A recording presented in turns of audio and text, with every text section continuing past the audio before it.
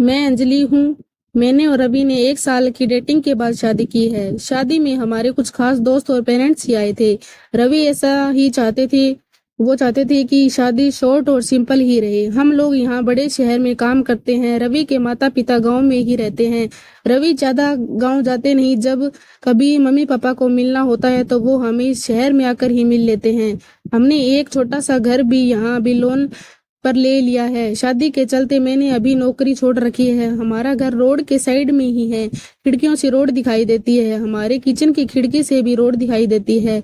रवि का ऑफिस का टाइम सुबह 9 बजे का है। सुबह मैं रवि के लिए खाना बनाती हूँ।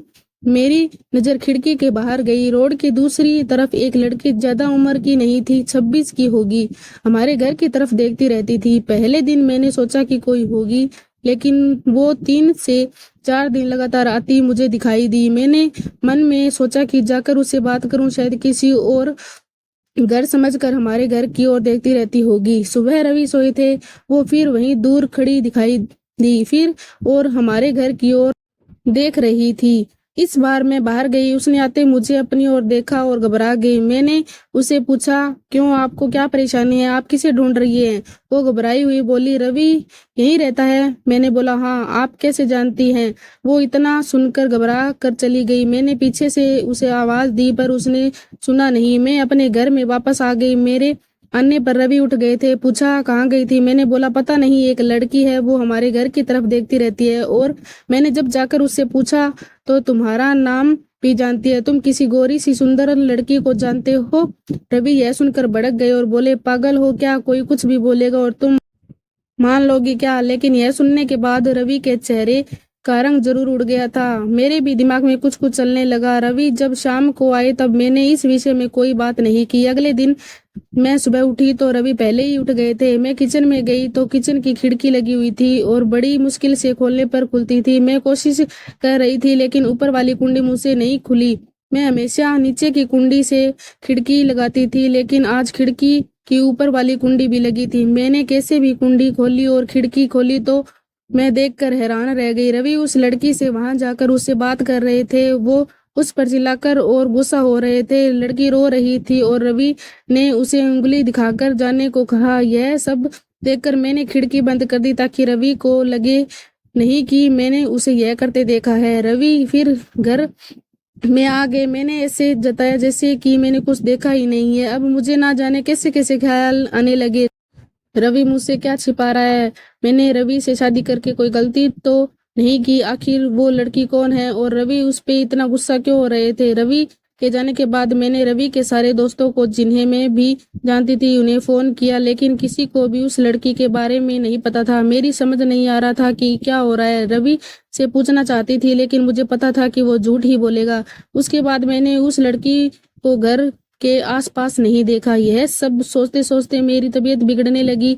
रवि मुझे बोलता था कि क्या हुआ, अपना ख्याल रखा करो, डॉक्टर के पास जाओ, लेकिन अब मुझे उसकी बातें बिल्कुल अच्छी नहीं लग रही थी। एक दिन जब मेरी हालत ज्यादा खराब हुई तो मैं ऑटो लेकर पास के बड़े अस्पताल में गई।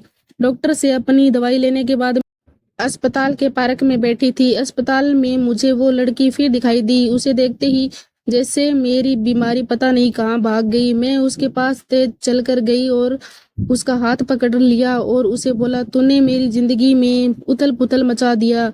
बोल, उस दिन क्या बात कर रहा था रवि तुझसे? क्या रिश्ता है तेरा मेरे पति से? फिर उसने मुझे जो बताया सुनकर मुझे लगा कि मेरा पति ऐसा है। उसने इतनी बड़ी बात मुझसे छिपाई। शाम को रवि जब आए तब उस लड़की को अपने घर में देखकर चौंक गए। मैं भी उसके पास ही बैठी थी। रवि उसकी तरफ देखकर बोले कि अच्छा, तो तूने इसे सब बता दिया? मना किया था दूर रहने को मेरी फैमिली से। मैंने बोला, रवि शर्म करो, तुम इतने कठोर हो, अपनी सगी बहन की मदद नहीं कर रहे हो। वो लड़की संध्या थी, रवि की सगी बहन। उसने अपने पसंद के लड़के से शादी कर ली थी, इसलिए रवि और उसके परिवार ने उससे सारे रिश्ते तोड़ दिए थे। रवि ने कहा कि मेरी कोई बहन नहीं है। मैंने कहा, इसका पति अस्पताल में है, इसे रुपयों की जरूरत है, बहन नहीं तो इंसानियत के नाते ही तुम्हें इसकी मदद करनी थी। और अपनी पसंद की लड़की से शादी तो तुमने भी की, फिर जो नियम इसके लिए है तुम्हारे लिए क्यों नहीं है? मुझे पता होता तुम ऐसी सोच वाले हो तो मैं तुमसे कभी शादी नहीं करती। जिसको बहन आंसू नहीं पिघला सके उस आदमी के सीने में दिल नहीं हो सकता। इतना कहकर मैंने अंदर से अपने सारे गहने लिए और संध्या के साथ जाने लगी। हमने जाते देख रवि फुट फुट कर रोने लगे। संध्या भी उन्हें देख रोने लगी। रोते हुए रवि बोले, हमने इसे बहुत प्यार दिया, पापा ने, मम्मी ने, मैंने रानी बना कर रखा और यह ऐसे ही एक दिन बिना बताए घर से चली गई। हमारा प्यार तूने नहीं देखा, इसलिए मैं रात भर रोया कि कहाँ होगी, कैसी होगी मेरी बहन। तब इसे भाई और पापा की याद नहीं आई। अरे मुझसे कहती तो तुझे क्या करना है, ऐसे ही चली गई थी ना, अब क्यों आई है। बहन भी बोली, भैया मुझे लगा आप लोग नहीं मानेंगे। उस दोनों भाई बहन को रोते देखकर मेरी आंखें भी भर आई, पर आंसू के साथ जैसे सारे गिले शिकवे खत्म हो गए। वो खुद अस्पताल गए, संध्या के साथ मम्मी पापा को भी बुलाया। दोनों ने बेटी को बड़े प्यार से गले लगा लिया। अब अस्पताल में संध्या के पति की हालत बहुत अच्छी है। डॉक्टर ने कहा कि जल्द ही डिस्चार्ज हो जाएंगे। रवि की आंखों में मुझे एक अलग सुकून अब देखने को मिल रहा है। रवि ने संध्या को कहा है, अब कुछ करेगी तो माफ नहीं करूंगा, हमेशा मेरी प्यारी बहन बन के रहना। जिंदगी बहुत छोटी है, आपके अहंकार में इतना सुकून नहीं है जितना कि माफ कर देने में है। एक बार करके देखिए, जिंदगी बदल जाएगी।